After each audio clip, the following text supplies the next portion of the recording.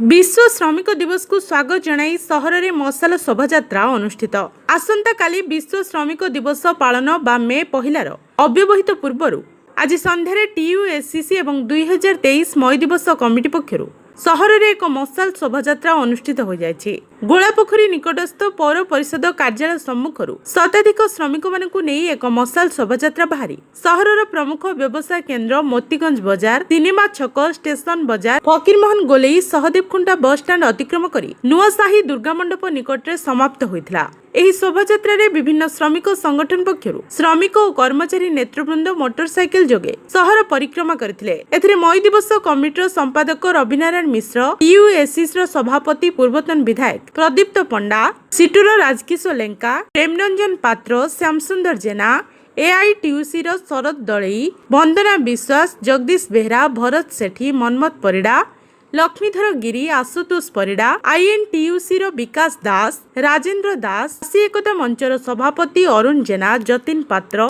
एवं AITUC जिला संपादक श्यामसुंदर जेना प्रमुख एही शोभायात्रार नेतृत्व नेथिले। आसंता काली सकाळ 7टारे विचारगंज फांडी छकरे मई दिवस पताका उत्तोलन परे विभिन्न संगठन पक्षरु सहरर विभिन्न स्थान और शिल्पांचल रे मई दिवसर पताका उत्तोलन कार्यक्रम अनुष्ठित हेबो। अपराह्न 4:30 रे बालेश्वर स्टेशन ठारू एक विशाल शोभायात्रा बाहरी सहर परिक्रमा करी गांधी स्मृति भवन सम्मुख रे पहुंचिबो। सेठारे मई दिवस पालन और श्रमिक श्रेणीर दीर्घ लड़ाईर इतिहास और आज श्रमिक श्रेणी सम्मुखीन हेउतिबा विभिन्न समस्या और दाबी संपर्क रे आलोचना कराजिबो। एही सभारे बहु विशिष्ट श्रमिक नेता और राजनेता उद्बोधन देबार कार्यक्रम रहिछि। एही कार्यक्रम को सर्वांतकरण रे सफल करिबा पई TUSCC पक्षरु जनसाधारण को निवेदन करा जायछि।